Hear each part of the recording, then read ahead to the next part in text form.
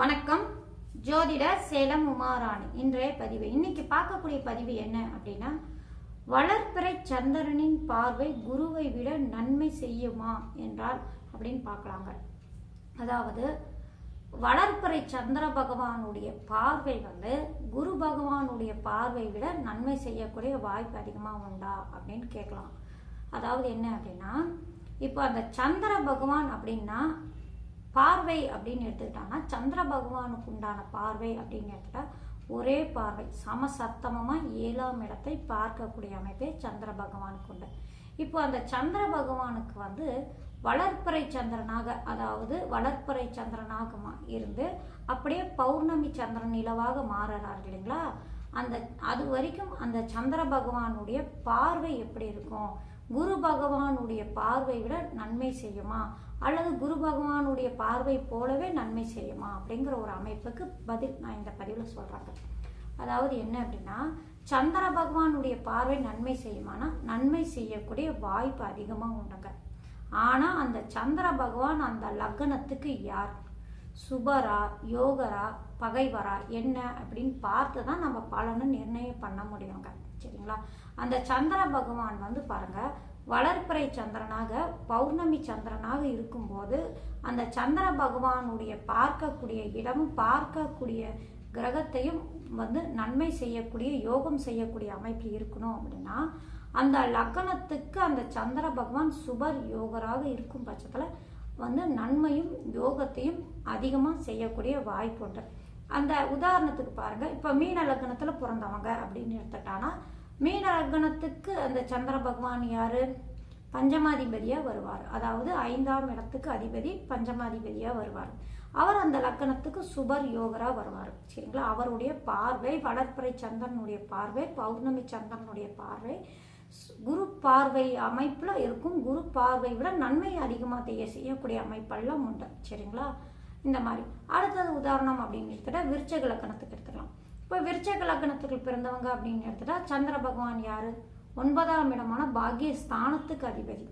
அந்த பாக்கியஸ்தானத்துக்கு அதிபதி அப்படிங்கிறதுனால இந்த விருச்சக லக்னத்தில் பிறந்தவங்களுக்கு வளர்பிறை சந்திரனாக இருக்கும் பட்சத்தில் அந்த சந்திர பகவான் நின்று இருக்கக்கூடிய இடமும் சரி பார்க்கக்கூடிய இடமும் சரிங்க வளர்ச்சி அடையக்கூடிய வாய்ப்பு அதிகமாக உண்டு. சுப யோகத்தை தரக்கூடிய அமைப்பும் உண்டுங்க. சரிங்களா. அது மட்டும் இல்லைங்க, இந்த மாதிரி இந்த லக்னத்துக்கு அந்த சந்திர பகவான் சுபர் யோகராக வரும்போது யோகத்தை கொடுக்கக்கூடிய அமைப்பு. சரி, மற்ற லக்னத்துக்கெல்லாம் அந்த வளர்பிறை சந்திரனால யோகத்தை கிடைக்காதா, வளர்பிறை சந்திரனால நன்மை சேராதா அப்படின்னா அதுவும் சேரக்கூடிய வாய்ப்பு உண்டுங்க. அது என்ன மாதிரி அமைப்பு அப்படின்னு எடுத்துட்டா, அந்த சந்திர பகவான் பாருங்க, அந்த லக்னத்துக்கு சுபர் யோகராக இருக்காத பட்சத்திலும் அவர் நன்மை தரணும் அப்படின்னா அந்த சந்திர பகவான் எந்த அமைப்பில் இருக்காரு, சந்திர பகவான் வளர்பிறை சந்திரனாக இருந்தாலும் சந்திரனுடைய வலுவை நம்ம பார்க்கணும். இப்போ சந்திரன் அந்த லக்னத்துக்கு மறையாம வளர்பிறை சந்திரனாக இருந்து அந்த லக்னத்துக்கு மறையாம சந்திரன் நின்ற ஸ்தானாதிபதியும், அதாவது சந்திரன் போய் ஒரு ராசியில் இருக்காரு இல்லைங்களா, அந்த வளர்பிறை சந்திரனாக பௌர்ணமி சந்திரனாக நிற்கிறார் இல்லைங்களா, அந்த சந்திர பகவான் நின்ற ஸ்தானாதிபதியும் சாரம் கொடுத்த கிரகமும் எந்த விதத்திலையும் பாதிக்கப்படாமல் நல்ல அமைப்பில் இருக்கும்போது அது எந்த லக்னமாக இருந்தாலும் நல்ல பலன்கள் தரக்கூடிய வாய்ப்புகளும் உண்டு அப்படின்னு. ஆனால் ஒரு சில அமைப்பில் பாருங்க, இந்த கும்ப லக்னத்தில் பிறந்தவங்களுக்கும் சரி மகர லக்னத்துக்கு பிறந்தவங்களும் சரி இந்த வளர்பிறை சந்திரன் பார்வை எப்படி இருக்கும் அப்படின்னுலாம் கேட்குறாங்க. இப்போ வளர்பிறை சந்திரனாக வரும்போது இப்போ உதாரணத்துக்கு கும்ப லக்னத்தை சொல்கிறேன். கும்ப லக்னத்துக்கு அந்த சந்திர பகவான் யாரு, 6ஆம் இடத்துக்கு அதிபதியாக வந்துடுவாரு. சரிங்களா. இங்க கும்ப லக்னத்துக்கு 6ஆம் அதிபதியாக வரக்கூடிய சந்திர பகவான் ஒளி கிரகம், லக்னாதிபதி இருள் கிரகமாக சனி பகவான் வரக்கூடிய அமைப்பு. இந்த மாதிரி அமைப்புல இது வளர்பிறை சந்திரனாகவும் பௌர்ணமி சந்திரனாகவும் இருக்கும்போது அந்த பார்வையில பாதிப்பு கொடுக்காதா அப்படின்னா கொடுக்கறதுக்கு வாய்ப்பும் உண்டு.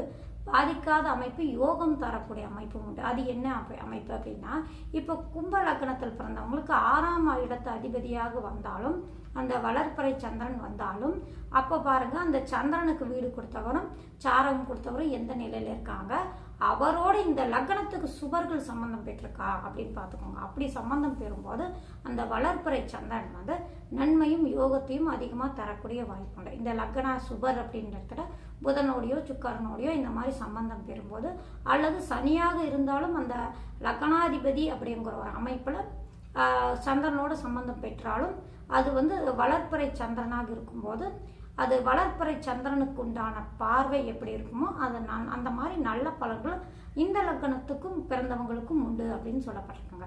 இது மாதிரி அந்த கிரகத்து வந்து இப்போ வளர்பிறை சந்திரனாக அந்த லக்னத்துக்கு நாம் பார்க்கும்போது அந்த லக்னத்துக்கு அவர் யார், எந்த நிலையில இருக்காங்க, அந்த சந்திர பகவானுடைய வலு என்ன, இது எல்லாமே நாம் நிர்ணயம் பண்ணாதான் அந்த சந்திர பகவானுடைய பார்வை குரு பார்வைக்கு இணக்கா இருக்கா, குரு பார்வைக்கு மேலே இருக்கா, இதையெல்லாம் நாம் நிர்ணயம் பண்ண முடியும். ஏன்னா குரு அப்படிங்கிறவர் சுபர் இல்லைங்களா, சுபருடைய பார்வை எல்லா விதத்திலும் நன்மை தரும், எல்லா லக்னத்துக்கும் நன்மை தரும். இருந்தாலும் வந்து சில லக்னத்துக்கு வந்து பாருங்க அது குருவின் பார்வை கூட பாதிப்பு தரக்கூடிய அமைப்பெல்லாம் இருக்குங்க.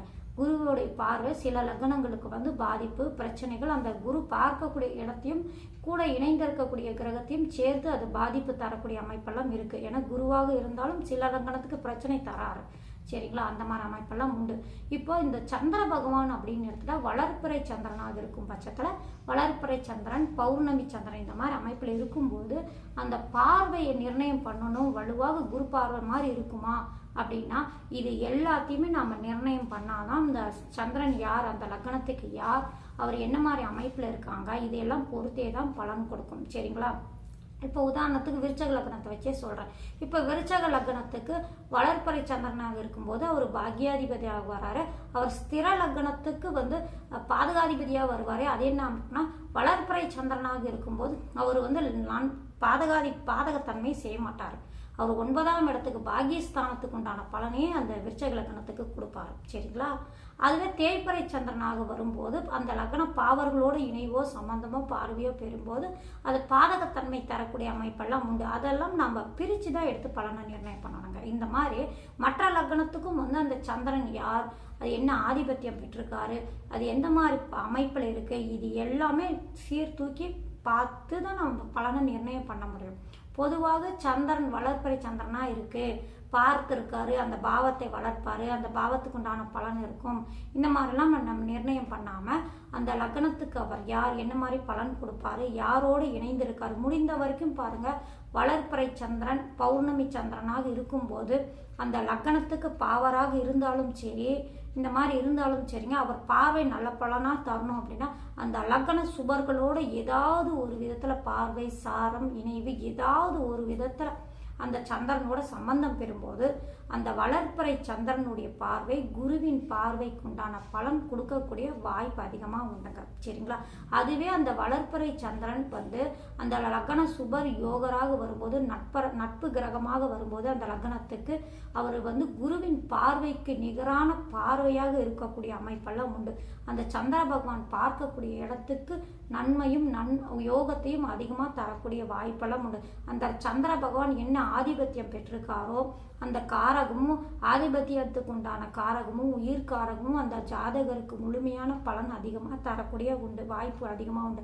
சந்திரனுக்கு உண்டான காரகத்தன்மையும் அந்த ஜாதகருக்கு அதிகமாக நல்ல பலன்கள் தரக்கூடிய வாய்ப்புகள் அதிகமாக உண்டு. சந்திர பகவானுடைய திசா காலங்களும் யோகமான காலமாக அந்த லக்னத்துக்கு அந்த சந்திர பகவான் வளர்பிறை சந்திரனாக இருந்து அந்த லக்னத்துக்கு நட்பு கிரகமாகவும் யோக கிரகமாகவும் இந்த மாதிரி வரும்போது அவர் வந்து நல்ல பலன்கள் கூடுதலான பலன்கள் கொடுப்பாங்க, சரிங்களா.